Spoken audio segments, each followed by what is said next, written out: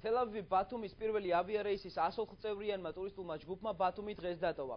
ტურისტები აჭარაში 5 ივნისს ჩამოვიდნენ. სპეციალურად მათთვის ტურიზმის დეპარტამენტმა მრავალფეროვანი ტურისტული მარშრუტები შეიმუშავა.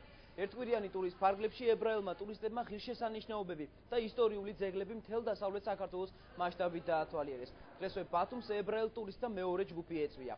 თელ-ავივიდან ბათუმის მიმართულებით ფრენები ზაფხულის განმავლობაში ყოველ კვირას შესრულდება.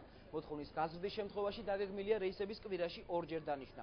როგორც ტურიზმის დეპარტამენტის თავმჯდომარე აცხადებს, წლევანდელ სეზონზე მხოლოდ ისრაელიდან აჭარაში 10,000 ტურისტს ელოდებიან. საქართველო ძალიან მომეწონა. ბათუმი საოცრად ლამაზი ქალაქია. მთლიანობაში კი საქართველო ულამაზესი ქვეყანა და აქ ცხოვრობს ძალიან თბილი და სტუმართმოყვარე ხალხი. დიდი სურვილი მაქვს აქ კიდევ ერთხელ ჩამოვიდა. ორიჯერ ვარ იმის საქართველოში რომ ჩამოვედი. ძალიან გვაინტერესებს რომ დავათვალიეროთ კიდე. ეხავი თბილისის მხრიდან, გვაინტერესებს ბათუმის მხრიდან რომ